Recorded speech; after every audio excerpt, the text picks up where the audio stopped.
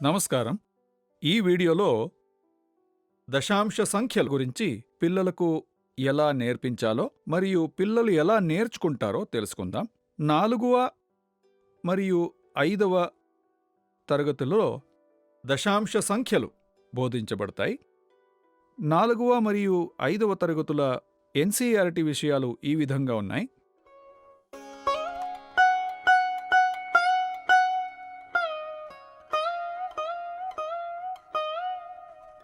పిల్లలు దశాంశ సంఖ్యలు అంటే దశాంశ వ్యవస్థ తెలిస్తే వారు దశాంశ సంఖ్యలను నేర్చుకోవచ్చు. వాళ్ళకి ఎందుకు కష్టం? దశాంశ సంఖ్యలు కష్టం ఎందుకంటే దశాంశ వ్యవస్థను తెలుసుకోకుండా ఉండడం లేదా దశాంశ వ్యవస్థ నచ్చకపోవడం. అంటే మనం దశాంశ వ్యవస్థను ఉపయోగించి చాలా సంఖ్యలను సృష్టించగలుగుతున్నాం. వారికి ఆ ఆలోచన రాకపోవచ్చు. ఇది మొదటి సమస్య. దశాంశ సంఖ్యలను వారు బాగా నేర్చుకుంటే తర్వాత శాతం అంటే పర్సెంట్, 100లో ఎంత అని నేర్చుకోవచ్చు. మరియు విజ్ఞాన ప్రయోగాలలో దశాంశాలను ఉపయోగించడం దైనందిన జీవితంలో ఇలాంటి ఉపయోగాలు చాలా వస్తాయి. దశాంశ సంఖ్యలను మనం పిల్లలకి నేర్పించడానికి మనం ఏ ఫ్రేమ్వర్క్ను లేదా రూపరేఖలను ఉపయోగించవచ్చు? మొదట పిల్లలకు ఒక వస్తువును చిన్న వస్తువుల ముక్కలు సమానంగా ఒక వస్తువుని ఒక పూర్తి వస్తువును సమానంగా విభజించినప్పుడు అది దశాంశ సంఖ్య. ఇది మొదటి పాయింట్. నేను దాన్ని వివరించకపోతే వారు అర్థం చేసుకోవడం కష్టం. రెండోది, దశమాంశ వ్యవస్థ గురించి మాట్లాడడానికి ఒక భాష ఉంది. పిల్లలకు ఆ భాష తెలియకపోవచ్చు. సమాధానమిచ్చేటప్పుడు మనం దశాంశ సమస్యను ఇచ్చినప్పుడు సమస్యను పరిష్కరించిన తర్వాత దానికి ఎలా సమాధానం చెప్పాలి, ఏ పదాలను ఉపయోగిస్తారు, అది చాలా ముఖ్యం. మూడవదిగా 10 సమూహాలను చేయడం లేదా దశాంశ వ్యవస్థను అర్థం చేసుకోవడం. నేను 10 సమూహాలను చేయడం ద్వారా దశాంశ వ్యవస్థను నేర్చుకున్నాను. కానీ నేను 10 సమూహాలను విభజించడం కొనసాగిస్తే, నేను 10 ముక్కలు చేస్తే, నేను ఒక యూనిట్ని 10 ముక్కలుగా విభజిస్తే ఏమవ్వచ్చు? ఈ 10 సమూహాన్ని బాగా అర్థం చేసుకోవాలి. అప్పుడే దశాంశ వ్యవస్థ అర్థమవుతుంది. చివరగా మనం దశాంశ వ్యవస్థను డబ్బుల గురించి మాట్లాడేటప్పుడు ఉపయోగించిన భాష వేరేగా ఉంటుంది. మనం దశాంశ సంఖ్యలను సైన్స్ లేదా ఇతర విషయాలలో ఉపయోగించినప్పుడు భాష వేరేగా ఉంటుంది.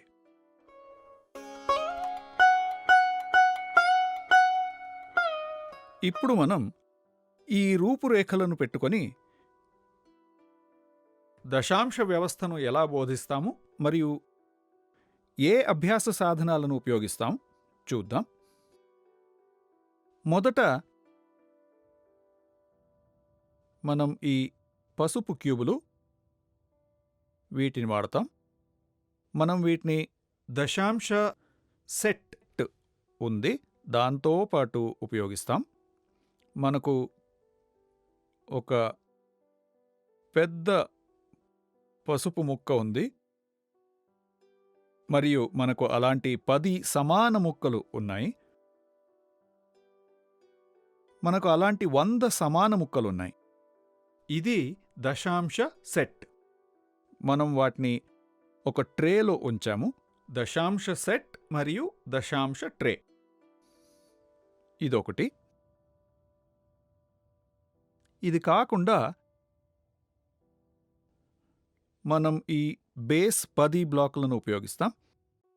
అంటే మనం ఇక్కడ నుంచి ఎలా దశాంశ వ్యవస్థ గురించి పిల్లలకు ఒక ఆలోచన ఇవ్వచ్చు అని చూద్దాం.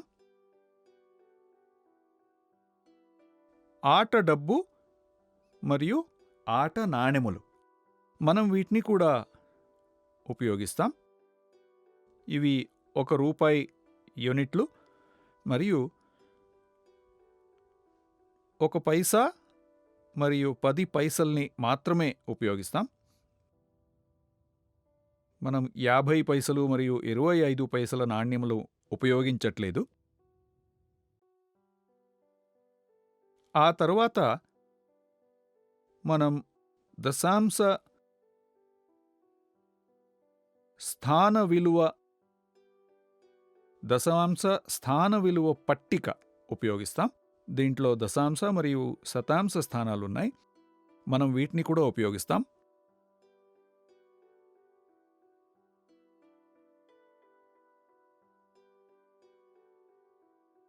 దశాంశ పట్టికలున్నాయి, స్ట్రిప్స్.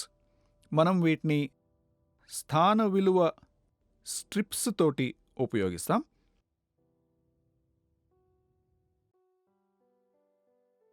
పది, 100, 1000.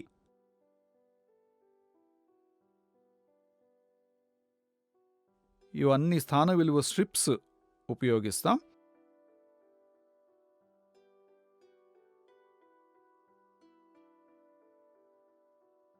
ఈ అభ్యాస సాధనాలన్నీ స్థాన విలువ పట్టిక లేదా స్థాన విలువ మ్యాట్ ఉపయోగించబడతాయి.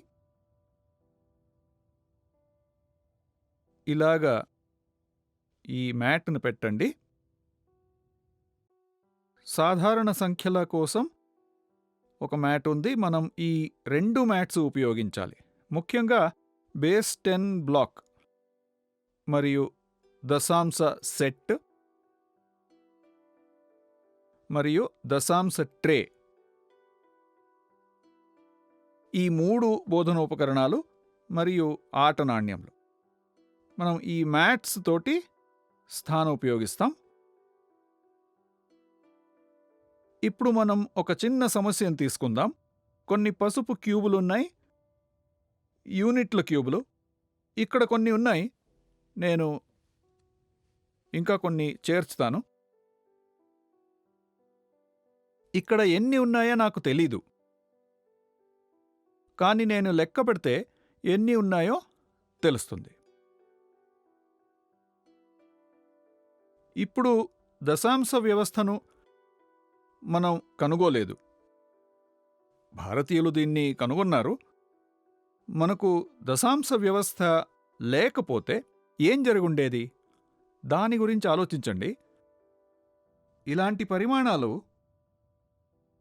1000, 2000, 10,000 లేదా కొన్ని కోట్లు ఉండొచ్చు. కానీ లెక్క పెట్టాలంటే నాకు యూనిట్లు మాత్రమే ఉన్నాయి, ఇంకేమీ లేవు. ఈ 10 రాడ్లు లేదా 100ల ప్లేట్ కూడా లేదు, 1000 యొక్క ఘనం కూడా లేదు, అసలు ఏమీ లేదు. దశాంశ వ్యవస్థ లేదు. 256 పసుపు క్యూబులు లెక్క పెట్టండి. మీరు ఎంత సమయం తీసుకుంటారు? 5447 లేదా 25,380. మనకు చాలా సమయం కావాలి. అదే 256 లెక్క పెట్టండి అంటే 200, 50 మరియు 6. ఎంత త్వరగా లెక్క పెట్టాను చూడండి. పిల్లలకు దశాంశ వ్యవస్థ నచ్చుతుందా? మనం దీనికి ఒక ఉదాహరణ ఇస్తే, మీరు దశాంశ వ్యవస్థను ఇష్టపడితే మీరు దశాంశ సంఖ్యలను ఎలా చూస్తారు?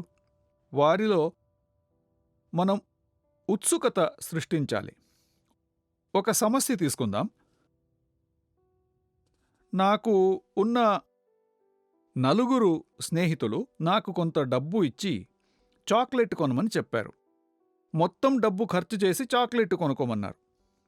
నేను షాపుకి వెళ్ళి కొన్నాను. దుకాణదారుడు నాకు ఇన్ని చాక్లెట్ ఇచ్చాడు. 1, 2, 5, 6, 7, 9, 10, 11, 12, 13 చాక్లెట్లు. 1, 2, 3, 4, 5, 6, 7, 8, 9, 10, 11, 12, 13 చాక్లెట్లు ఇచ్చాడు. నేను వాటిని 4 స్నేహితులకు పంచాలి. నేను చాక్లెట్ల కోసం నా డబ్బు ఖర్చు పెట్టలేదు. నా స్నేహితులు డబ్బిచ్చారు, నేను చాక్లెట్లు ఇవ్వాలి. నా స్నేహితులు వేచి ఉన్నారు. నేను తిరిగి వచ్చి వాళ్ళకి చాక్లెట్ ఇస్తాను.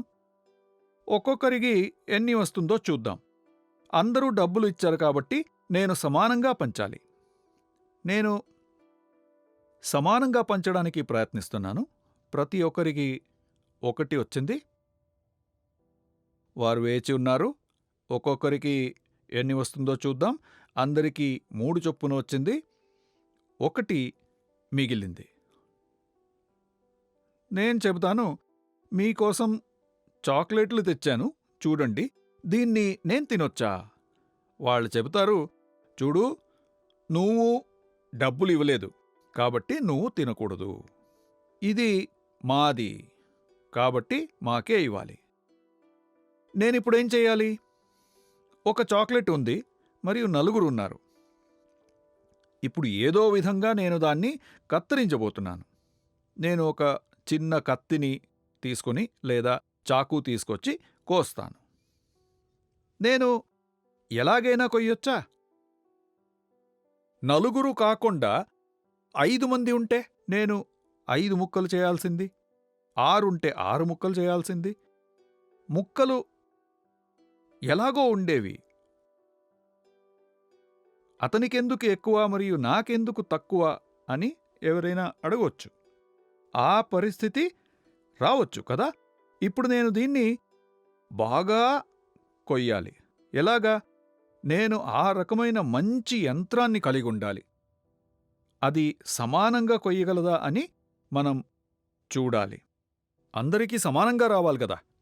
మనం దీన్ని చేయగలమా? 25 మంది ఉంటే, 40 ఉంటే, చూడండి, దీన్ని నేను 100 లేదా 1000 ముక్కలు చేస్తే ఎవరూ చూడలేరు. కానీ నేను దీన్ని కోసి తీరాలి, వారికి ఇచ్చి తీరాలి. నేనేం చెయ్యాలి? నేను నేర్చుకున్న ఏ గణిత భావనను ఉపయోగించగలను? నాకు తెలుసు, 10 యూనిట్లు ఇస్తే నాకు ఇది వస్తుంది. ఇదేంటి? నీలిరంగు రాడ్. అంటే నేను ఇలాంటి 10 యూనిట్లను కలిపి ఉంచాలి. అప్పుడే నాకు ఒక రాడ్ వస్తుంది. ఇది నేను ఇప్పటికే నేర్చుకున్నాను. నేను నేర్చుకున్న దాన్ని ఉపయోగించుకోగలనా అని చూడాలనుకుంటున్నాను. ఈ 10 క్యూబులు ఇచ్చినప్పుడు నాకు ఇది దొరికింది. 10 యూనిట్లున్న రాడ్ వచ్చింది. అదేవిధంగా నా దగ్గర 10 నీలం రంగు రాడ్లు ఉంటే నాకు ఆకుపచ్చ ప్లేట్ వస్తుంది. అదేవిధంగా ఇటువంటి 10 ప్లేట్లు ఇస్తే నాకు 1000 యూనిట్లు ఉన్న క్యూబ్ లభిస్తుంది. ఇది నాకు ఇప్పటికే తెలుసు. మనం ఎలా యూనిట్ల నుంచి 10లు మరియు 100లు 1000లు చేసినట్లే మనం దీన్ని ఖచ్చితంగా చేస్తున్నాము. మనకు ఇప్పటికే దశాంశ పద్ధతి తెలుసు. ఇప్పుడు నేను ఒక యూనిట్ను కత్తిరించాల్సి వచ్చినప్పుడు నేను వాటిని సమూహ చేయడం లేదు, కానీ నేను వాటిని కోస్తున్నాను. నేను 10 ముక్కలుగా చేయొచ్చా? వీటిలో 10 ముక్కలు చేసి ఆ ఒక్క ముక్కలో 10 ముక్కలు చేయాలి. అంటే ఇందులో 100 భాగాలు. అప్పుడు మళ్ళీ వాటిలో ప్రతి ఒక్క ముక్కను 10 ముక్కలు చేయండి. అప్పుడు అది 1000 ముక్కలుగా మారుతుంది. మనం ఎన్ని ముక్కలైనా తయారు చేస్తూ వెళ్ళొచ్చు. ప్రస్తుతం నేను 4కి పంచాలంటే మనం ఇందులో 10 ముక్కలు చేయాలా? మనం ఒక యంత్రాన్ని ఉపయోగించుకొని ఈ క్యూబ్ను ఫ్లాట్గా చేద్దాం. దీన్ని చదును చేసి దాన్ని 10 ముక్కలుగా చేద్దాం. ఎందుకంటే ఇందులో 10 ముక్కలు చూడటానికి చాలా చిన్నవిగా ఉంటాయి. కాబట్టి దాన్ని ఫ్లాట్ మరియు పెద్దగా చేద్దాం, ఒక చపాతీలాగా. నేను దాన్ని ఒక యంత్రంతో చదును చేస్తాను. ఇది ఇప్పుడు ఫ్లాట్ అయ్యింది. ఇప్పుడు ఇది ఇలా ఉంది. అదే యూనిట్ ఇలా ఉంది. నేను దీన్ని 10 ముక్కలుగా చేయగలను. నేను ఈ యూనిట్ యొక్క 10 సమాన ముక్కలను చేయాలనుకుంటున్నాను. ఇది చాలా చిన్నగా కనిపిస్తుంది కాబట్టి నేను పెద్దగా చూపించాను. ఇప్పుడు నేను ఇందులో 10 ముక్కలు చేస్తాను. నేను చేస్తే ఇవి వస్తాయా? 1 2 3 4 5 6 7 8 9 10. ఇవి సమాన ముక్కలు, 10 ముక్కలు. ఈ 13వ భాగాన్ని 10 ముక్కలుగా తయారు చేశాం. దాన్ని చదును చేసి 10 సమాన భాగాలుగా చేశాం. నేను దీన్ని దూరంగా ఉంచుతాను, కానీ ఇది వాస్తవానికి ఇక్కడ ఉంది. నేను దీన్ని 4కి పంచొచ్చా? నేను 2 ఇస్తాను, ఎందుకంటే ఎక్కువ ఉందని నాకు తెలుసు. కాబట్టి ఇప్పుడు నా దగ్గర మరో 2 ముక్కలు మిగిలి ఉన్నాయి. వీటిలో ప్రతి ముక్కను 10 ముక్కలు చేయగలమా? ప్రయత్నిద్దాం. నేను ఎన్ని పొందగలను?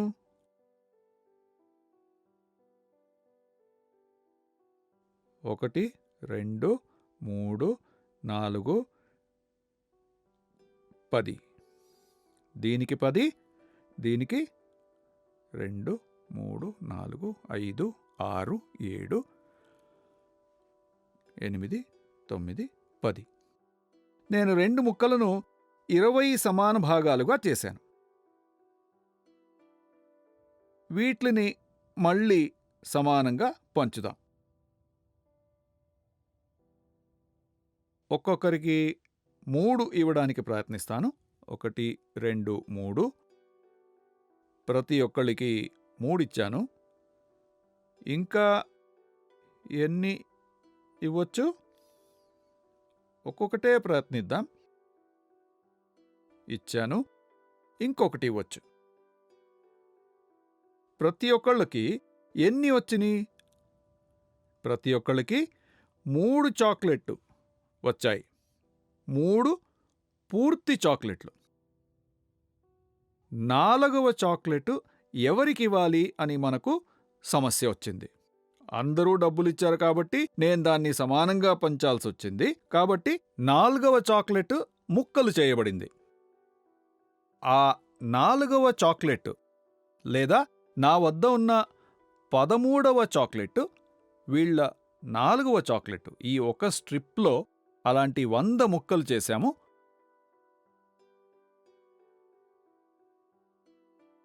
అలాంటి 2 10 ముక్కలు మరియు అందరికీ సమానంగా పంచాం. మరియు అలాంటి 2 10 ముక్కలు మరియు 5 ముక్కలు అంటే 25 చిన్న ముక్కలు. అంటే ఒక చాక్లెట్ను 100 ముక్కలుగా చేసి అందరికీ 25 25 25 ముక్కలు ఇచ్చాం. కాబట్టి వారి 4వ చాక్లెట్ యొక్క 100 ముక్కలలో 25 ముక్కలు పొందారు. నేను గణితపరంగా చెప్పాలంటే వారికి 3 పూర్తి చాక్లెట్లు వచ్చాయి మరియు మొత్తం 3 ఉన్నాయి. మరియు నేను ఒక పాయింట్ వేసి 2, 5 2, 5 అని ఎందుకు చెప్పాం? ఎందుకంటే ఇది 25లా కనిపిస్తుంది. మనం ఇప్పటికే నేర్చుకున్నాం. కానీ ఇది 25 కాదు. ఇది ఒక యూనిట్ యొక్క భాగం. అందువల్ల ఇది 3 మరియు పాయింట్ మరియు 2. 2 ఏంటి? 10లో 2. ఇది 100లో 5 లేదా 100లో 25. 10లో 2 పాయింట్ తరువాత 2 మరియు 100లలో 5ను కేవలం 5 అని పిలుస్తారు. కాబట్టి 3.25 ఇలా దశాంశ వ్యవస్థను పంచడం ద్వారా బోధించవచ్చు. ఈ 4 స్నేహితులు ఆలోచించగలరు కదా, మాకు 3 చాక్లెట్లున్నాయి, 4వ చాక్లెట్ చాలా పెద్దది, అది మనకు లభించిన చాక్లెట్ల కంటే పెద్దది. మనం వివరంగా వివరించాము. మనం ఒక్క యూనిట్ను చదును చేసి పెద్దగా చేసి సమాన ముక్కలుగా కట్ చేసి ఇలా చూపించాం. ఎందుకంటే ఇది చాలా చిన్నగా ఉండేది. అది కనిపించేలా చేయడానికి మాత్రమే మనం దాన్ని పెద్దగా చేశాం. కాబట్టి ఇది యూనిట్ కంటే చిన్నది. విద్యార్థులు ఈ ఆలోచన కలిగి ఉండాలి. లేకపోతే వారేమనుకుంటారు? యూనిట్ కంటే దశాంశ సంఖ్య పెద్దది. మనం ఒక చిన్న వస్తువును చూపించలేము. అందువల్ల మనం దాన్ని పెద్దగా చూపిస్తాం.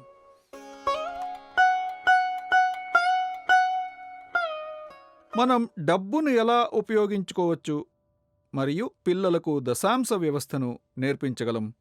నా దగ్గర 93 రూపాయలు. నేను 93 రూపాయలు తీసుకుంటాను. 1, 2, 3, 4, 5, 6, 7, 8, 9 90 మరియు 1, 2, 3. నేను దీన్ని 4కి పంచాలి. ఆ 4ని ఇక్కడ చూపిద్దాం.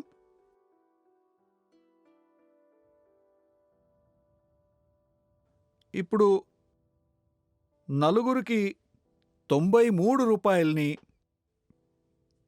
పంచవలసి వస్తే మనం దీన్ని ఎలా చేయాలి? ఇది సులభం. పంచిన తర్వాత దశాంశ సంఖ్య లేదా దశాంశ వ్యవస్థ, మనం యూనిట్లు మరియు పదులను పంచే విధానం, మనం 10వ మరియు 100 వంతులను చూస్తాము. మనం చూసినట్లుగా యూనిట్ను 10 భాగాలుగా లేదా 100 భాగాలుగా విభజించవచ్చు. మనం ఇక్కడ ఎలా చూపిస్తాం చూద్దాం. ప్రతి ఒక్కరూ 2 పదులు 2 పదుల చొప్పున పొందగలరా? 1 మిగిలింది మరియు 3 రూపాయలు మిగిలిని. దీన్ని నేను బ్యాంకుకి తీసుకెళ్తే బ్యాంకు నాకు ఎంత ఇస్తుంది? 1, 2, 3, 4, 5, 6, 7, 8, 9, 10. ఒక 10 నోటు ఇస్తే నాకు 10 1 రూపాయల నోట్లు వచ్చాయి. నా దగ్గర ఇప్పటికే 93 నుంచి 3 మిగిలిని. అందువల్ల నా దగ్గర 13 రూపాయలున్నాయి.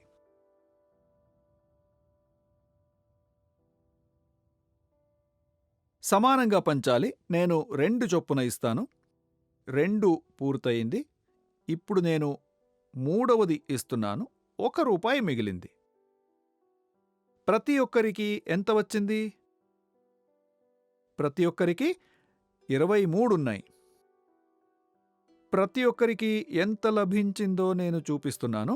23, 23, 23 మరియు 23. ఇది ప్రతి ఒక్కరికి లభించింది.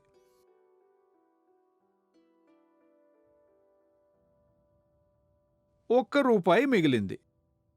ఇక్కడ చివరి స్థానం ఇదే. ఈ స్థానం నుంచి మనం ఏం చేయగలం? నేను బ్యాంకుకి తీసుకెళ్ళినప్పుడు మనం మనీ కాన్సెప్ట్లో చూసాం కదా. నేను రూపాయి ఇస్తే నాకెంత వస్తుంది? మనకు 10 పైసలు లభిస్తాయి. మరియు ఎన్ని 1 పైసలు? రూపాయిలో ఎన్ని పైసలు? 10 పైసలు లేదా 100 1 పైసలు. మనకు 100 పైసలుంటే మనకు 1 రూపాయి వస్తుంది. లేదా మన దగ్గర 10 పైసలు ఉంటే నేను పంచడానికి ప్రయత్నిస్తున్నాను. మళ్ళీ 2 మిగిలినవి. దీన్ని కూడా పంచాలి. నేను మళ్ళీ బ్యాంకుకి ఇస్తాను. బ్యాంక్ నాకేమిస్తుంది? 2 10 పైసలకు 1 10 పైసలకు 10, మరి 2 10 పైసలకు 20 పైసలు లభిస్తాయి. వారిచ్చారు. నా దగ్గర 21 పైసా నాణేలు ఉన్నాయి. నేను ఆ 20 పైసా పంచుతాను. ఎందుకు? 1 రూపాయికి 100 పైసలు మరియు నా దగ్గర 20 పైసలు ఉన్నాయి. నేను ఈ స్థానంలో పెట్టి పంచుతాను. ఒక్కొక్కరికి 2 ఇస్తాను.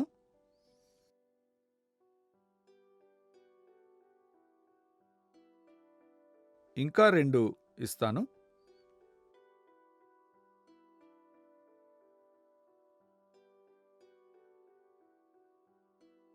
అందరికీ 4 1 పైసా వచ్చినాయి. మరో 4 పైసలు మిగిలి ఉన్నాయి. కాబట్టి నేను ఆ 4ని ఇవ్వగలను. ఇప్పుడు నా దగ్గర ఏమీ లేదు. అంటే 93 రూపాయలలో ఒక్కొక్కరికి 23 రూపాయలు దొరికిన తర్వాత 1 రూపాయి మిగిలింది. మనం దాన్ని పంచడానికి ప్రయత్నించినప్పుడు ప్రతి ఒక్కరికి 20 మరియు 5 25 పైసలు వచ్చాయి. ప్రతి ఒక్కరికి 23 పూర్తి రూపాయలు. ప్రతి రూపాయిని జోడించి వారికి 23 రూపాయలు లభించాయి. 24వ రూపాయి ఒక వ్యక్తికిస్తే అది సమానంగా పంచినట్టు కాదు. 24వ రూపాయితో నేనేం చేశాను? నా దగ్గర ఉన్న 1 రూపాయి నేను దాన్ని సమానంగా 25 25 100లో విభజించాను. లేదా 1 రూపాయిని 10గా విభజించి 2 10 ఇచ్చాను. 2 10లను 20 భాగాలుగా చేశాము. మరియు ప్రతి 100లో 5 వచ్చింది. కాబట్టి పూర్తిగా 25 భాగాలు అంటే 25 పైసలు. మనం 23.25గా చూపిస్తాం. రూపాయలలో 23 రూపాయలు మరియు 25 పైసలు. ఇది 23.25గా చెప్పాలి. ఇది సైన్స్ తరగతి కొలత అయితే మనం 23.25 అని చెప్తాం. మరో సమస్యను తీసుకుని దాన్ని ఎలా పరిష్కరించాలో చూద్దాం. 5 మందికి 51 రూపాయలని పంచాలి. 51 బేస్ 10 బ్లాక్స్లో ఉంది. 5 నీలం రాడ్లు మరియు 1 యూనిట్. ఇది మనం 5 మందికి పంచాలి. ఇది చాలా సులభం. ప్రతి ఒక్కరికి పదుల స్థానంలో ఒకటొచ్చింది.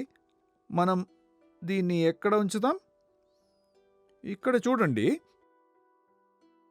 ఇక్కడ ఉంచితే ఇది అసమానంగా ఉంటుంది.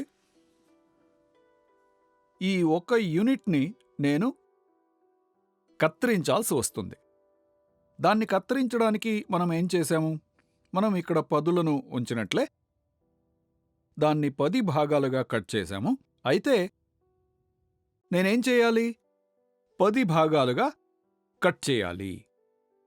మనం దశాంశ ట్రేలోని భాగాలను చూశాము. యూనిట్ యొక్క 10 భాగాలు ఇలా ఉన్నాయి. ఇది ప్రతి ఒక్కరూ చూడటానికి, లేకపోతే నేను దీన్ని 10 భాగాలుగా విడదీస్తే ఎవరూ చూడలేరు. నేను వాటిని పెద్ద భాగాలుగా కత్తిరించాను. ఇప్పుడు ఇది యూనిట్ల స్థానం తరువాత వెళుతుంది, ఎందుకంటే ఇది యూనిట్ కంటే తక్కువ. ఈ సంఖ్యను పంచాలి. ఒక యూనిట్ 10 భాగాలుగా విభజించబడింది. నేను 5 మందికి ఇస్తాను.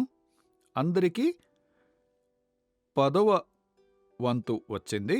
ఇప్పుడు నేను వారికి 2 10వ వంతు ఇవ్వడానికి ప్రయత్నిస్తున్నాను. అందరికీ 2 10వ వంతులు వచ్చినాయి మరియు నా దగ్గర ఏమీ మిగల్లేదు.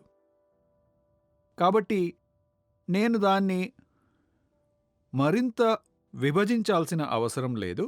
ఒక్కొక్కరికి ఎంత వచ్చింది? 10లో 1 యూనిట్లు లేవు.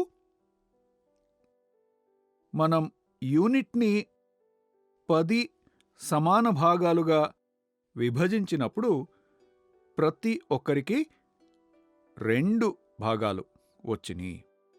ఈ కాలమ్ను 10వ వంతు లేదా దశాంశంగా పిలుస్తాము. నేను దాన్ని మరింత విభజించి ఉంటే అది 100వ వంతు లేదా శతాంశం. పిల్లలు భావనను అర్థం చేసుకున్నారో లేదో చూడటానికి, మూల్యాంకనం చేయడానికి ఏం చేయగలం? మనం ఈ ఒక స్థాన విలువ మ్యాట్ ఉపయోగించొచ్చు. వారికి కొన్ని సంఖ్యలు ఇవ్వండి మరియు దాన్ని రాయమని అడగండి. ఏ రకమైన సంఖ్య? 13.45. మనమేం చేయాలి? బేస్ 10 బ్లాకులను ఉపయోగించమని వారిని అడగండి. 13 అంటే ఒక 10, 3 యూనిట్లు, 0.45. 4 అంటే ఏంటి? 10లో 4 భాగాలు. 1, 2, 3, 4 మరియు 100లో 5 భాగాలు. 1, 2, 3, 4, 5. ఇంకొక సంఖ్య 2.40. దీన్ని మనం ఎలా పెట్టగలం? అంటే కేవలం 2 యూనిట్లు, 10లో 10వ వంతు 4. ఇది 4, 2 యూనిట్లు, 0.40. కాబట్టి ఇక్కడ ఏం లేదు. అదేవిధంగా 18.07. మనం దీన్ని ఎలా చేయాలి? మనకు 18 ఎలా వస్తుంది? ఒక నీలం రాడ్డు మరియు 8 యూనిట్లు. వీటిలో 1, 2, 3, 4, 5, 6, 7, 8. ఇక్కడ ఇది 0. 10వ వంతు దాంట్లో ఏమీ లేదు. 100వ వంతులో 8. 1, 2, 3, 4, 5, 6, 7, 8. 18 రూపాయలు మరియు ఎన్ని పైసలు? 8 పైసలు. ఈ విధంగా మనం పిల్లలకు వేరే వేరే సంఖ్యలను ఇవ్వచ్చు మరియు వారు దశాంశ వ్యవస్థను అర్థం చేసుకున్నారో లేదో మూల్యాంకనం చేయొచ్చు. బేస్ 10 బ్లాకు వస్తువులను లేదా ఆట డబ్బుతో ఉపయోగించడం. నేను అదే సంఖ్యను రాస్తాను. 10, 1, 2, 3, 4, 5, 6, 7, 8, 18 రూపాయలు మరియు ఎన్ని పైసలు?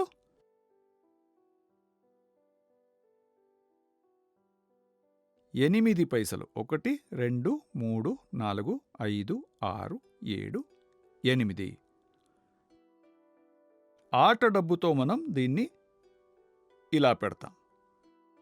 ఈ విధంగా మనం పిల్లలకు వేరే వేరే సంఖ్యలను ఇవ్వచ్చు మరియు వారు దశాంశ వ్యవస్థను అర్థం చేసుకున్నారా లేదా చూడొచ్చు.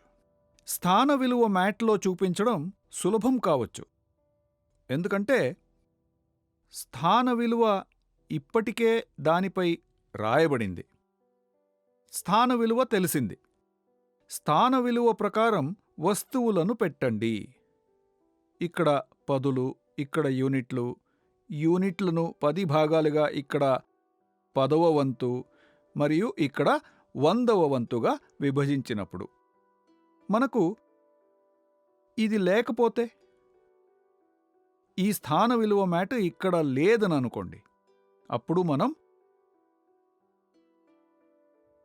దశాంశ స్థాన విలువ స్ట్రిప్స్ ఉపయోగించాలి. ఇప్పుడు అన్ని సంఖ్యలను దశాంశ స్థాన విలువ స్ట్రిప్స్ తోటి రాద్దాం. ఇది ఇంకొక బోధనోపకరణం. దాంట్లో ఎలా నేర్చుకోవచ్చు చూద్దాం. మొదటి సంఖ్య 13.45. ఎలా రాయాలి? మొదట 10, తర్వాత 3 పెడదాం. 3 యూనిట్లు. మనం ఇలా ఉంచితే ఇది వివరణాత్మక రూపం అవుతుంది, ఇది సంక్షిప్త రూపం. కాబట్టి 13.45 పాయింట్ తర్వాత 4 ఇలా పెట్టాలి. పాయింట్ 4 అంటే ఇది 10వ వంతు.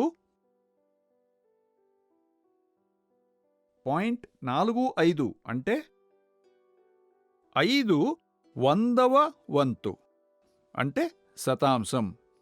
ఇది దశాంశం. కాబట్టి దీన్ని ఈ విధంగా పెట్టొచ్చా?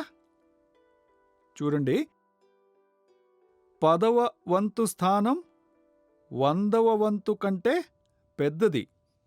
మనం 10, 100, 1000 ఇటువంటి ఎక్కువ భాగాలను తయారు చేస్తున్నప్పుడు ఆ సంఖ్య తగ్గుతూ ఉంటుంది. అందువల్ల 13.45 మనం ఈ విధంగా పెడతాం. ఈ 05 అంటే 100లో 5, 0.4 10లో 4, 13.45. ఇక్కడ స్థాన విలువ రాయబడలేదు. స్థాన విలువ గురించి మనం ఆలోచించి స్పష్టంగా ఉంచాలి. ఇది మన మనసులో ఉండాలి, చాలా బాగా అర్థమై ఉండాలి. అర్థం అవ్వకపోతే కష్టమవుతుంది. మరో సంఖ్య 18.07. దీన్ని ఎలా చేయాలి? ఒక 10 మరియు 8. ఇప్పుడు 10 లేదా 10వ లేదా దశాంశం ఆ స్థానంలో ఏముంది? 18.07. కాబట్టి ఆ స్థానంలో ఏమీ లేదు. మనం ఏం లేదని ఎలా చూపిస్తాం? మనకు 0 మరియు 7 తెలుసు. ఇక్కడ 7 తీసుకున్న స్థానం 100వ వంతు. మనకు 100వ వంతులో 7 ఉన్నాయి. ఇది 10వ వంతు. ఇది 0. ఏమీ లేనప్పుడు కూడా మనం రాయాలి. ఎందుకు రాయాలి? మనం 10వ స్థానం ఇలా రాయొచ్చు. స్థాన విలువ ప్రకారం మనం దశాంశ వ్యవస్థలో 10 రాయండి అని చెప్పినప్పుడు దాన్ని మనం ఎలా రాయాలి? ఈ విధంగా రాయాలి. యూనిట్లలో ఏమీ లేదు, కానీ మనం స్థాన విలువను రాయాలి. అదేవిధంగా మనం 18 రాస్తే మనం 10వ వంతు స్థానాన్ని 0గా చూపించాలి. స్థానంలో ఎటువంటి విలువ ఉండకపోవచ్చు, కానీ స్థానం ఉంది. అందుకే మనం 0ను 10వ వంతు స్థానంలో ఉంచుతాం. చివరగా 10.20 మనం దాన్ని ఎలా చూపించాలి? ఇది చాలా ఆసక్తికరమైన సంఖ్య 10.20. ఇప్పుడు మనకు 10 ఎలా రాయాలో తెలుసు. ఈ 10ని ఒంటరిగా రాస్తే సరిపోతుందా? లేదు, ఎందుకంటే ఇది 10వ స్థానం. యూనిట్ ఎక్కడ ఉంది? మనం దీన్ని ఈ విధంగా చూపిస్తాం. మనకు తెలిసినట్లుగా పసుపు యూనిట్ స్థానాన్ని చూపుతుంది. గణిత కిట్లో పసుపు యూనిట్లను వర్ణిస్తుంది మరియు నీలం 10వ స్థానం. 10.20. ఇప్పుడు 2 10వ వంతు స్థానంలో ఉందని మనకు తెలుసు. 0.2 ఒక 10వ వంతు. 100వ వంతు స్థానం 0. ఇది 100వ వంతు స్థానం. నేను దాన్ని వివరంగా రాయవలసి వస్తే ఎలా రాయొచ్చు? 10 ప్లస్ 0 తర్వాత ఈ విధంగా. ఇది విస్తరించి రాయడం ఇలాగా. ఇది 10 0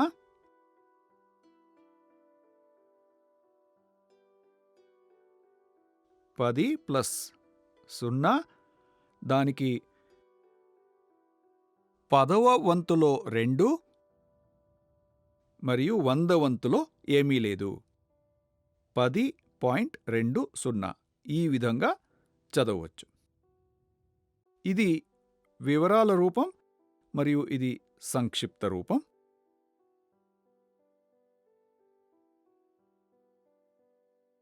స్థాన విలువ మ్యాట్స్ లేదా స్థాన విలువ స్ట్రిప్స్ తోటి వేరే వేరే సాధనాలను ఉపయోగించి దశాంశ వ్యవస్థను నేర్పించగలం.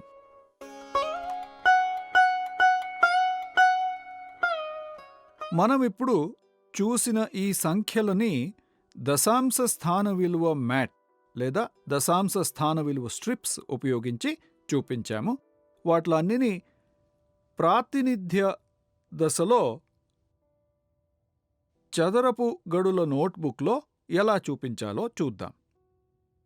చదరపు గడుల నోట్ పుస్తకంలో స్థాన విలువ ప్రకారం 9 గదుల చతురస్రాన్ని ఎలా గీయాలో మనకు తెలుసు.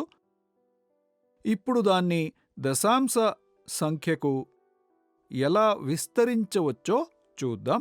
ఇప్పుడు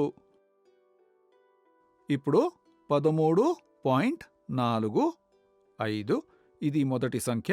13.45 దానిని నమోదిద్దాం.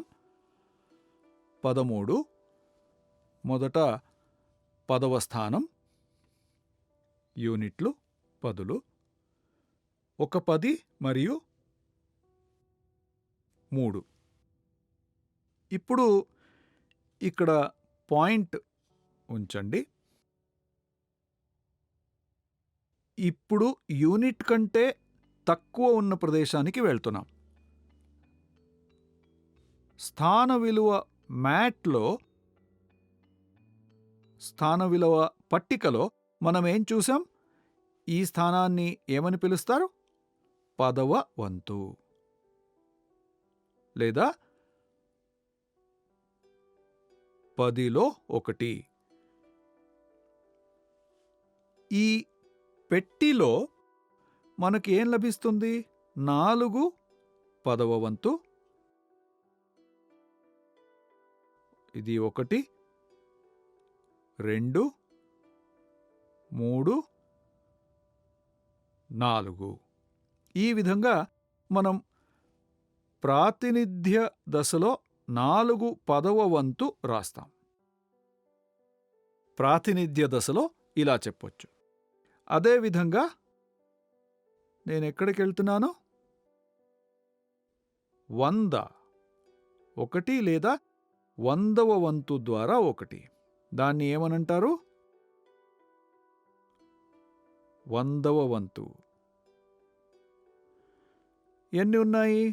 100వ వంతులు ఎన్ని ఉన్నాయి? 1/100 ఎన్ని ఉన్నాయి? 5. 2, 3, 4, 5. ఇక్కడ 10 ఒక గది నిండింది, 3 యూనిట్లు నిండిని. ఇక్కడ పాయింట్. మరియు 10వ వంతు ఎన్ని గదులు నిండి ఉన్నాయి? 4. మరియు ఇక్కడ 100లో 1 ఎన్ని నిండి ఉన్నాయి? 5 నిండి ఉన్నాయి. కాబట్టి 13.45. మనం దీన్ని ప్రాతినిధ్య దశలో ఈ విధంగా రాస్తాం. ఇప్పుడు నేను మరొక నంబర్ తీసుకుంటాను. 12.08. ఎలా రాయాలి? పదుల స్థానం, యూనిట్ల స్థానం. యూనిట్లలో ఏముంది?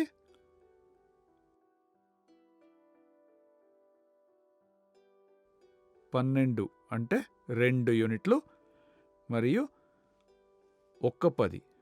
ఇది ఇప్పుడు 12.08. ఇప్పుడు మనం 10వ మరియు 100వ వంతు గుర్తు చేద్దాం. ఈ 2 స్థానాలను మనం ఎలా చూపిస్తాం? దశాంశం మరియు శతాంశం. ఈ 2 స్థానాలను ఇక్కడ రాస్తాను. ఇది 100వ వంతు 1/100. ఇది 10వ వంతు.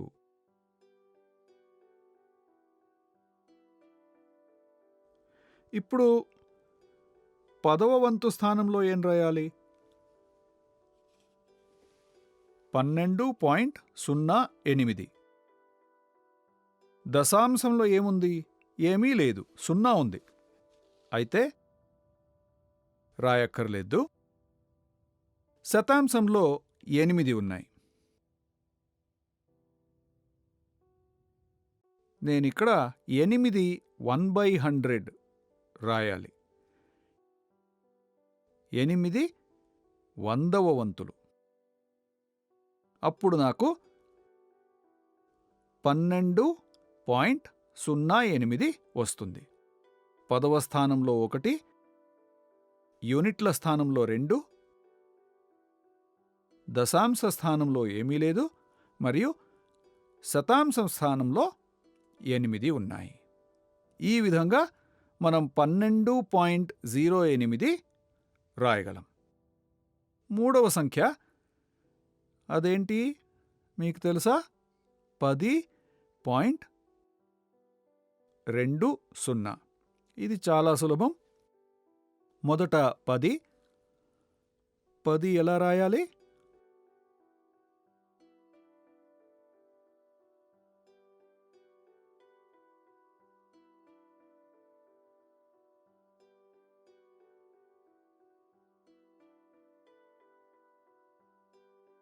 మొదట నేను అన్ని స్థానంలో 9 గదులను గీస్తాను.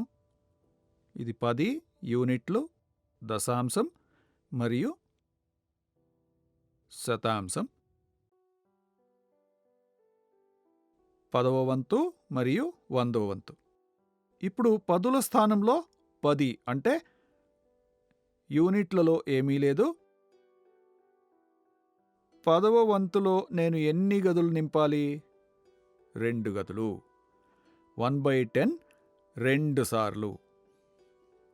మరియు ఇక్కడ ఏమీ లేదు. 10కి ఒక గది ఉంది. యూనిట్ల గదిలో ఏమీ లేదు. 10వ వంతు గదిలో 2 ఉన్నాయి మరియు 100వ వంతులో 0 ఉంది. పిల్లలు దీన్ని చదరపు నోట్ పుస్తకంలో ప్రాక్టీస్ చేసినప్పుడు వాళ్ళంతకీ వాళ్లే ఎలా రాయాలో వారికి తెలుస్తుంది. ఇక్కడ .20 అంటే ఏమిటి, లేదా ఇక్కడ 45 అంటే ఏంటి, అంటే ఎన్ని 10వ వంతు, ఎన్ని 100వ వంతు లభిస్తాయి, ఇది చాలా స్పష్టంగా తెలుస్తుంది. ఇక్కడ ఏం జరిగింది, ఒక విధంగా నేను 13 శస్త్రచికిత్స చేస్తే 13కి శస్త్రచికిత్స చేస్తే లోపల ఏముంది, నేను .45 తెరిస్తే అందులో ఏముంది, ఇది మనం చూడటం సులభం అవుతుంది. 13.45 యొక్క అమూర్త రూపంలో ఇది ఎలా సృష్టించబడింది అని పిల్లలు అర్థం చేసుకుంటారు. మనం లోపల చూసినప్పుడు ఈ విధంగా కనిపిస్తుంది. అది ఇక్కడ స్పష్టమవుతుంది.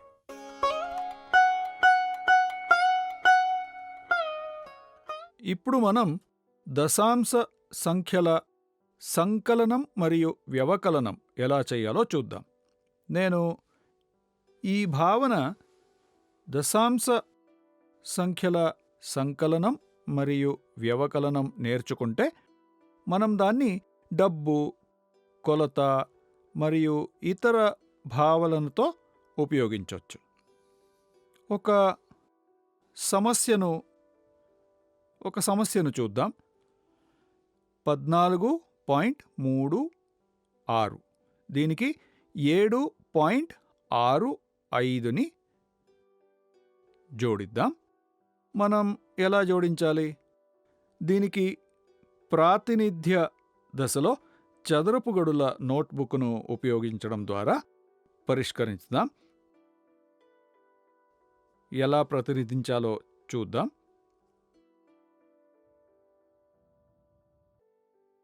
ఇప్పుడు మన దగ్గర 14 అంటే ఒక 10 4 యూనిట్లు మరియు 3 6 ఇది 36 కాదు, 3 6 దశాంశ స్థానంలో 3 మరియు శతాంశ స్థానంలో 6. ఇది 14.36. తదుపరి సంఖ్య 7.65. 7 అంటే 7 యూనిట్లు. 1 2 3 4 5 6 7.65.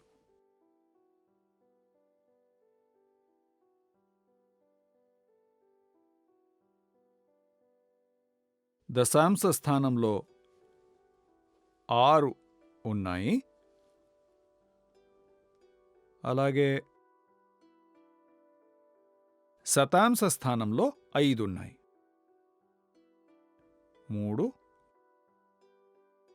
4 మరియు 5. ఇది 7.65. ఇప్పుడు మనం ఈ రెండు సంఖ్యలను జోడించాలి. 14.36 మరియు 7.65. సాధారణంగా మనం యూనిట్ల స్థానం నుంచి ప్రారంభిస్తాం, కానీ ఇప్పుడు మనకు యూనిట్ల కన్నా తక్కువ స్థానం ఉంది. మనం కుడి నుంచి ఎడమకు వెళ్ళాలి. కుడి వైపున మొదటి సంఖ్య ఏది? ఇది 100వ వంతు. మనం శతాంశ స్థానాన్ని జోడిస్తే తిరిగి సమూహపరచడం లేదా క్యారీ ఓవర్ సులభం అవుతుంది. మొదట ఈ రెండిటిని ఎలా జోడించాలో చూద్దాం. మొత్తాన్ని రాయడానికి మరో 9 గదుల ఇంటిని గీయండి. మనం సమాధానం రాయాలి మరియు అందువల్ల మనకు మరో 9 గదుల ఇల్లు అవసరం. ఏ స్థానంలో సమాధానం ఉందో ఇప్పుడు తెలీదు. ఇప్పుడు చూద్దాం. శతాంశ స్థానం నుంచి ప్రారంభించాలి. ఎన్ని ఉన్నాయి లెక్క పెడదాం. 1 2 3 4 5 6 7 8 9 10 11 ఉన్నాయి. 10 ఉన్నప్పుడు మనం 10 కట్ట తయారు చేసుకోవాలి. మనకి ఇక్కడ 9 గదులు మాత్రమే ఉన్నాయి కాబట్టి మనం అంతకంటే ఎక్కువ రాయలేము. 10 వందల వంతు ఉన్నప్పుడు నేను ఏం చేయాలి?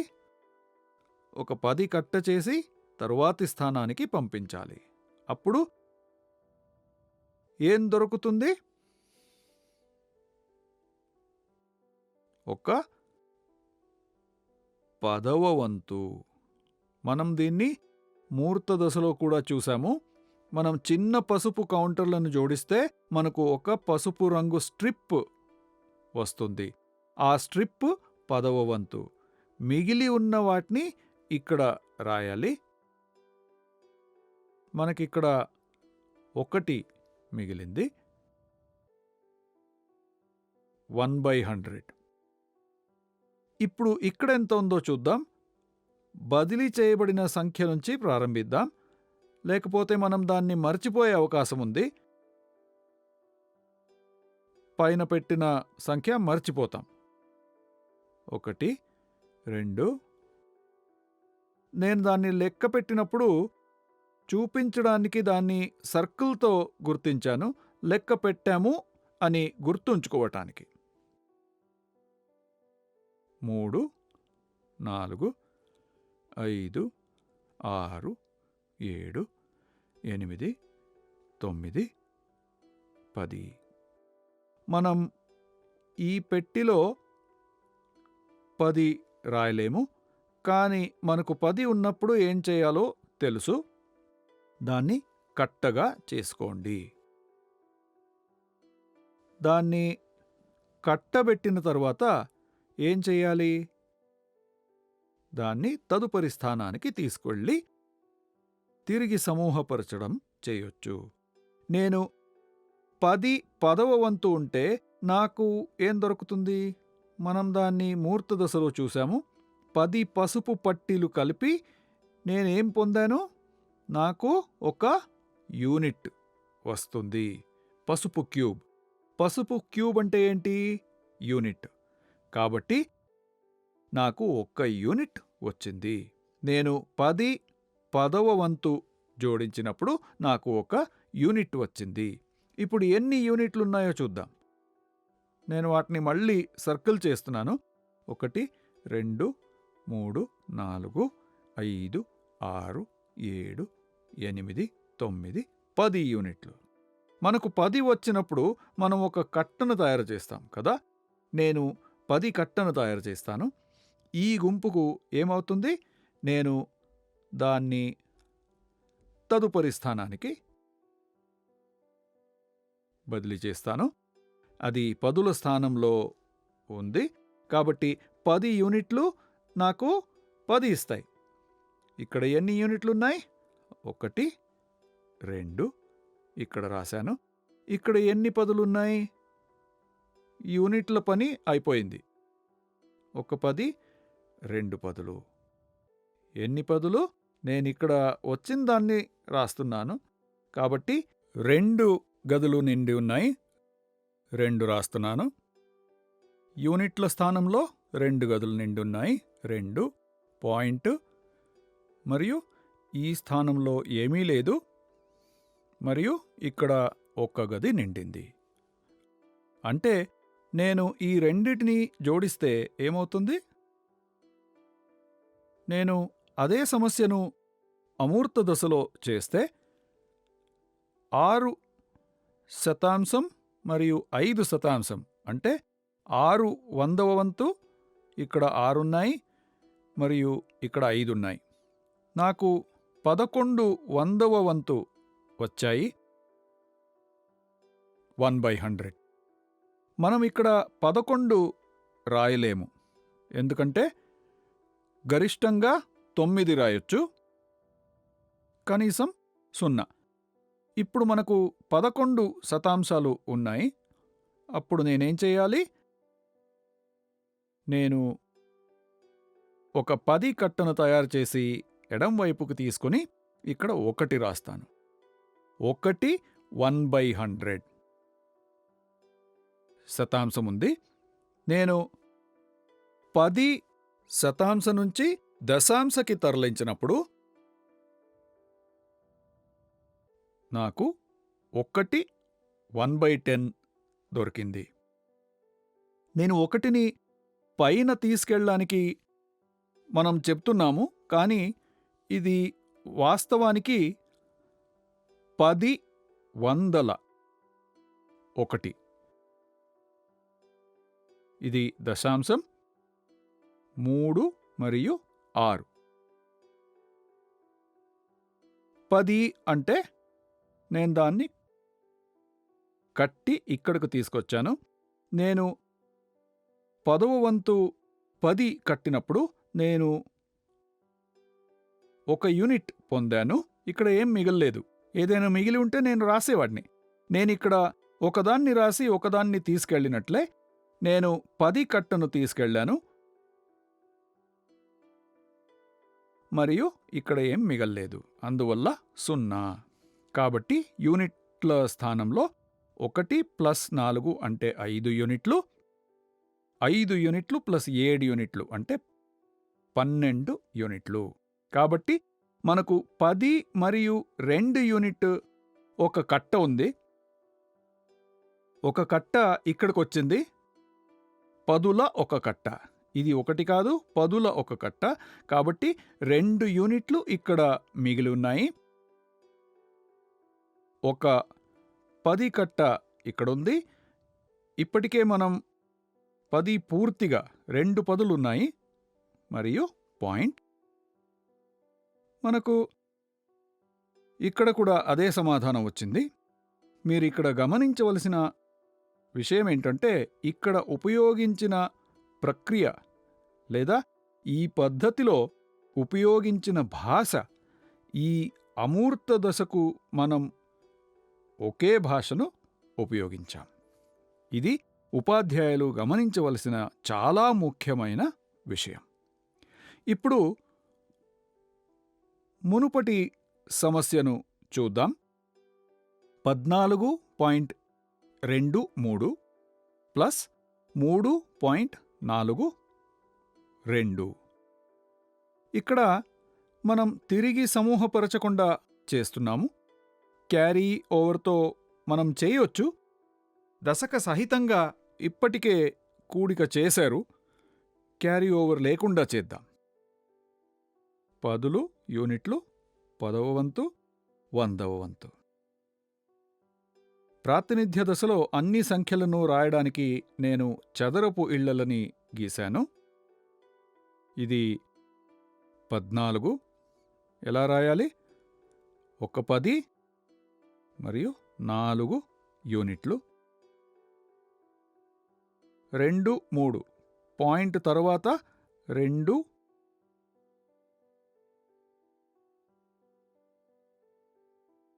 2 దశాంశాలు 1/10.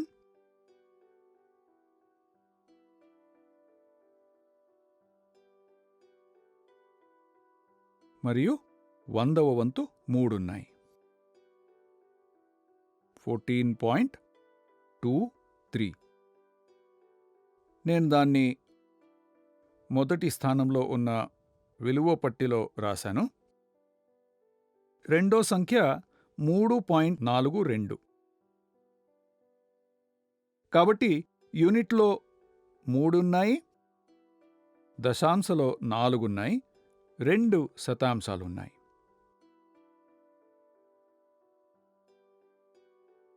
శతాంశలో 2 గదులు నిండిని. ఇప్పుడు నేనేం చేయాలి? వాటిని జోడించాలి.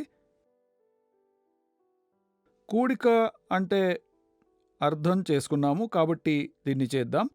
దశాంశ బిందువు లేకపోతే మనం యూనిట్ల నుంచి ప్రారంభించి ఇటు వెళ్ళేవాళ్ళం. ఇక్కడ యూనిట్ తరువాత మనకు 2 స్థానాలున్నాయి. తక్కువ స్థాన విలువ ఏది? అది 100వ వంతు. నేను 1/100 నుంచి ప్రారంభించాలి. ఎందుకంటే మనకు 10 లేదా అంతకంటే ఎక్కువ వస్తే మనం తిరిగి సమూహం చేయాలి. కాబట్టి మనం 100 వంతు జోడించినప్పుడు మనకు 10 కన్నా ఎక్కువ వస్తే నేను దానిని ముందుకు తీసుకెళ్ళాలి. ఇది కూడా అలాగే. ఇది 10 కంటే ఎక్కువ ఉంటే నేను దాన్ని ముందుకు తీసుకెళ్ళాలి. ఇక్కడ మనకెంత ఉందో చూద్దాం. 1, 2, 3, 4, 5 శతాంశాలు. మనకిక్కడ 12 వస్తే మనం దాన్ని కట్ట చేసి ఇక్కడ 2 రాస్తాము. కానీ మనం ఇక్కడేమొచ్చాయి? 1, 2, 3, 4, 5. దాన్ని ఇక్కడ రాద్దాం. 1 శతాంశం, 2 శతాంశాలు, 3, 4, 5 శతాంశాలు. ఇప్పుడు ఎన్ని 10వ వంతులున్నాయి? మనం మార్కింగ్ చేసి లెక్క పెడదాము. 10వ వంతులో 1, 2, 3, 4, 5, 6 దశాంశాలు. 1, 2, 3, 4, 5, 6 దశాంశాలు. ఇక్కడ 10 కంటే ఎక్కువ ఉంటే మనం ఒక కట్టబెట్టి యూనిట్లకు తీసుకెళ్ళాలి.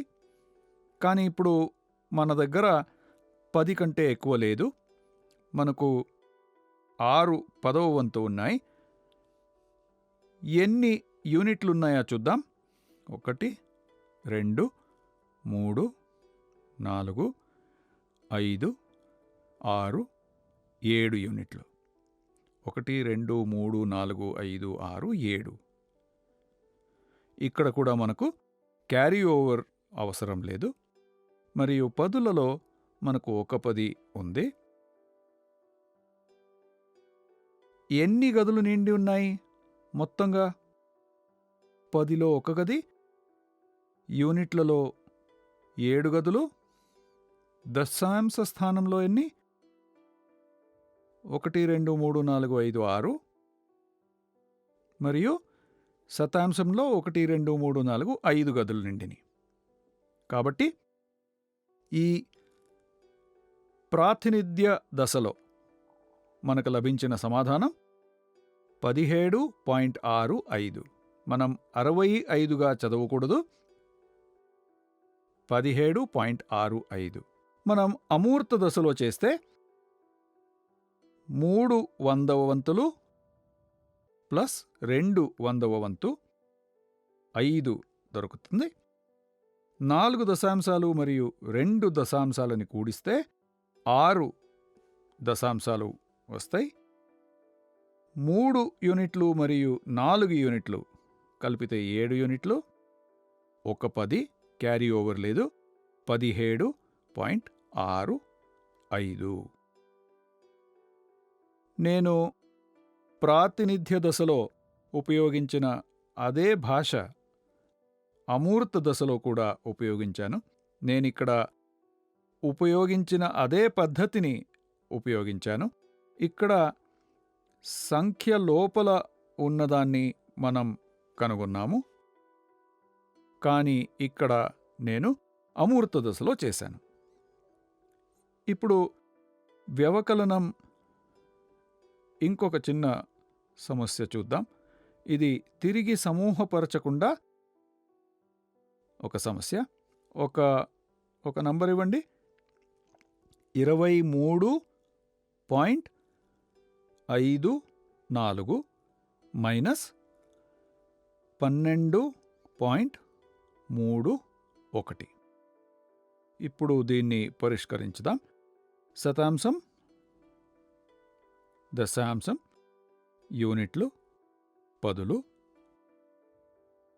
23.54. 23 అంటే 2 పదులు 1, 2, 3 యూనిట్లు. 5 దశాంశ మరియు 4 శతాంశాలు 1/100.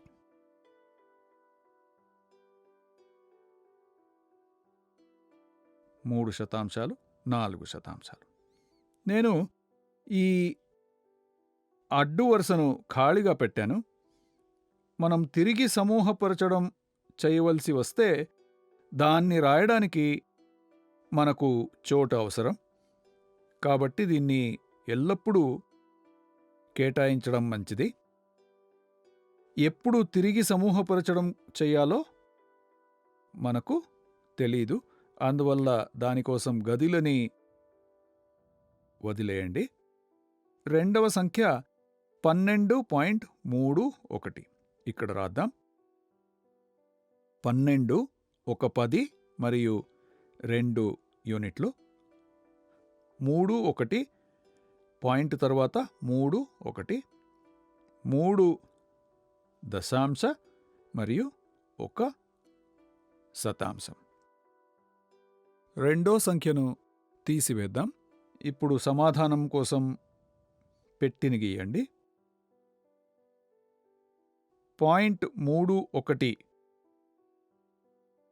దాన్ని 0.54 నుంచి తీసేయాలి. శతాంశం చూద్దాం. ఇక్కడ 1 మరియు ఇక్కడ 4 ఉన్నాయి. 1 తీసేయాలి. ఎన్ని మిగిలి ఉన్నాయి? 1, 2, 3 శతాంశాలు. 1 తీసేస్తాను. 1 తీయాలి. ఎన్ని మిగిలిని? 1 శతాంశం, 2 శతాంశాలు, 3 శతాంశాలు. మిగిలింది ఇక్కడ రాద్దాం.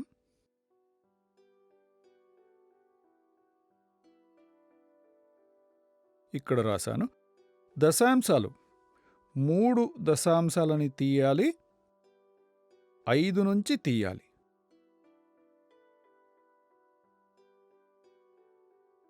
ఇక్కడ 2 మాత్రమే ఉంటే ఏం చేయాల్సింది? నేను తిరిగి సమూహపరచడం అంటే యూనిట్ నుంచి తీసుకోవాల్సి ఉండేది. ఇప్పుడు ఆ అవసరం లేదు. 3 దశాంశాన్ని 5 నుంచి తీయాలి. తీసేస్తున్నాను.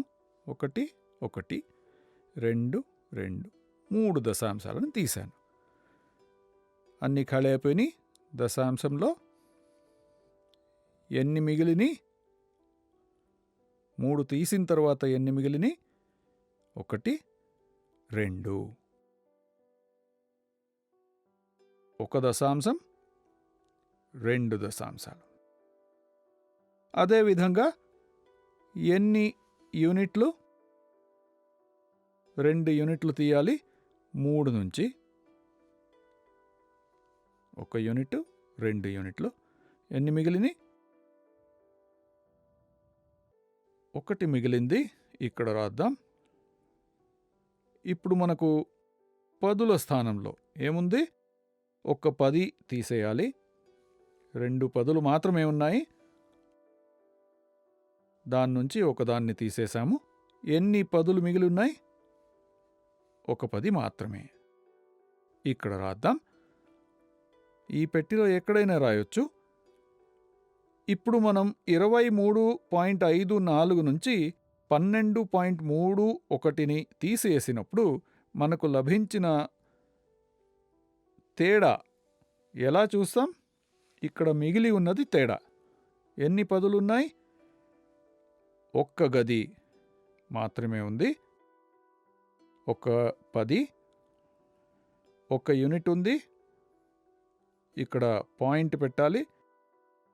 2 దశాంశాలు ఉన్నాయి మరియు 3 శతాంశాలు ఉన్నాయి.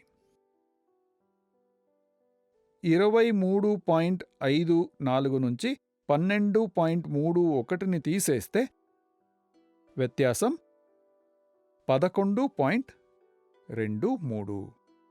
మనం దాన్ని అమూర్త మార్గంలో పరిష్కరిస్తే ఇది దశాంశ 1/10, ఇది యూనిట్, ఇది 10. 4 శతాంశాల నుంచి ఒక 100వ వంతును తీసేస్తే మనకు 3 లభిస్తుంది. 5 దశాంశం నుంచి 3 దశాంశం తీసేస్తే 2, 3 యూనిట్ల నుంచి 2 యూనిట్లను తీసేస్తే 1 లభిస్తుంది. 2 10 నుంచి ఒక 10ని తీసేస్తే 1. కాబట్టి సమాధానం 11.23. మనం ప్రాతినిధ్య దశలో చేసిన అదే భాషను ఇక్కడ అమూర్తంలో కూడా ఉపయోగించాలి. ఇలాగా దశాంశ సంఖ్యల సంకలనం మరియు వ్యవకలనం ఇక్కడ చూశాం. దశాంశ సంఖ్యలను ఉపయోగించి చూపించాం.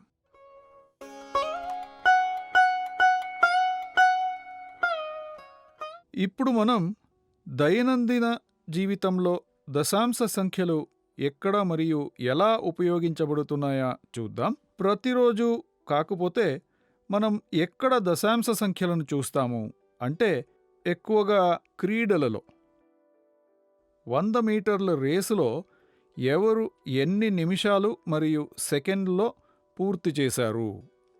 ఇది ఒక విధమైన ఫోటో ముగింపు.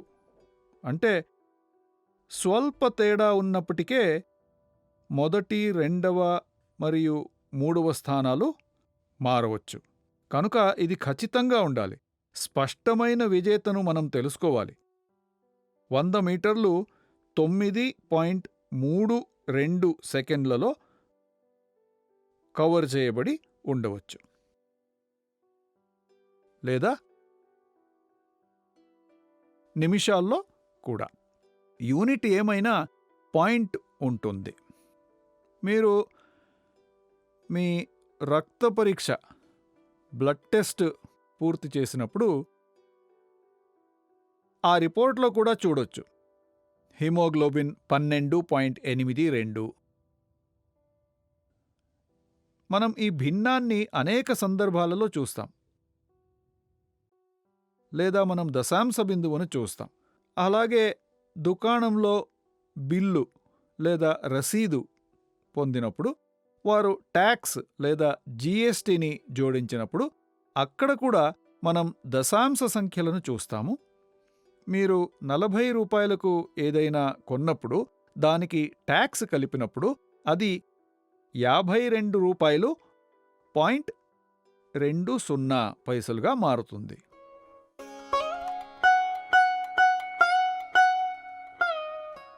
అదేవిధంగా సైన్స్ అండ్ కామర్స్లో మీరు ₹1 తీసుకొని అమెరికన్ డాలర్ మార్పిడి రేటును పొందడానికి ప్రయత్నిస్తే మనకు మార్పిడి రేటు లభిస్తుంది. అక్కడ కూడా పాయింట్ కనపడుతుంది. ప్రతి చోట కనిపించేలా ఉంటుంది.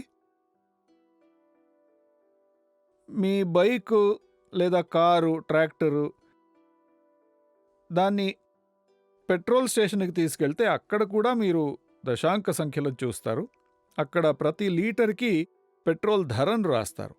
74.56 లేదా 74 రూపాయలు మరియు 56 పైసలు అని ఈ విధంగా ధరను రాస్తారు. పెట్రోల్ ధర మాత్రమే కాదు, పొడవు, వెడల్పు, పరిమాణం ప్రతి చోట దశాంశ సంఖ్యలు ఉపయోగించబడతాయి.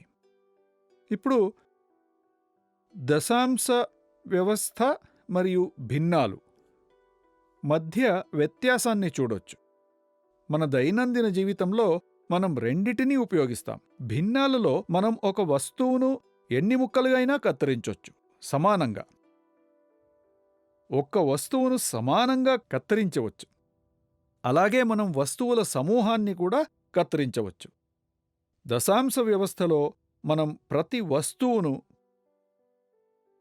10 భాగాలుగా మాత్రమే కత్తిరించవచ్చు.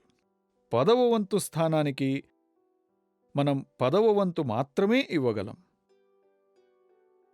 100లో 1.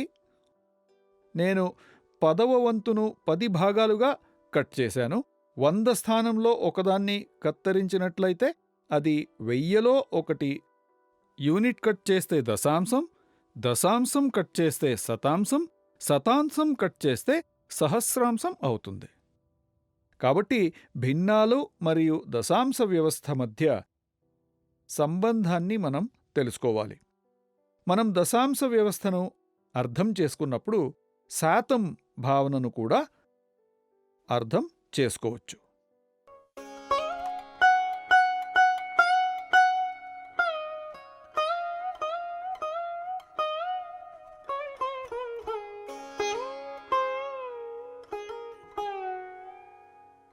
పిల్లలు ఎలా అపోహలు పొందుతారు?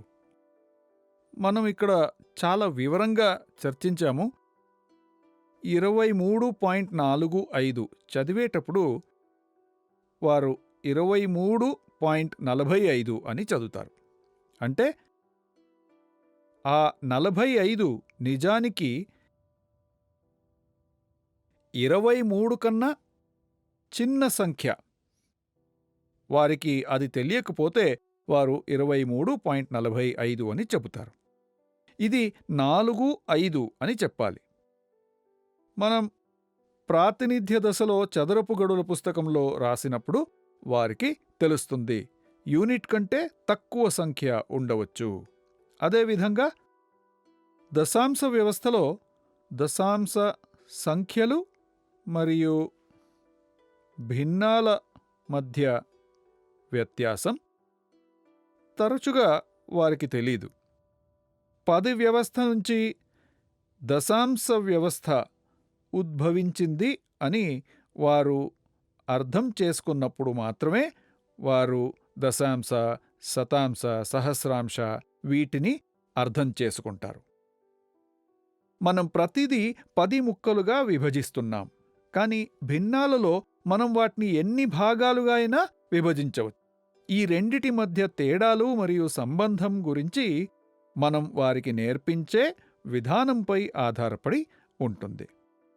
చదరపు గడుల పుస్తకంలో 9 గదుల పెట్టెలు గీసి రిప్రజెంటేషనల్ స్టేజ్.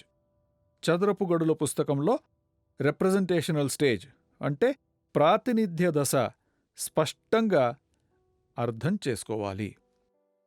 అప్పుడు వారి మనసులో భావన స్పష్టంగా ఉంటుంది. దైనందిన జీవితంలో దశాంశ వ్యవస్థను ఎలా ఉపయోగించాలో ఇప్పటివరకు చూశాము. భావనను నేర్చుకోవడానికి మనం ఏ బోధనోపకరణాలని ఉపయోగించవచ్చు మరియు దశాంశ సంఖ్యలు ఎలా జోడించాలి మరియు తీసివేయాలి మరియు ప్రాథమిక కార్యకలాపాలు నిర్వహించవచ్చు, ఇవన్నీ మనం ఇప్పుడు దాకా నేర్చుకున్నాం. మరియు మనం డబ్బు మరియు ఇతర సందర్భాలలో దశాంశ వ్యవస్థను ఎలా ఉపయోగిస్తామని నేర్చుకున్నాము. దైనందిన జీవితంలో ఎలా ఉపయోగించవచ్చు మనం చూశాము. ధన్యవాదాలు.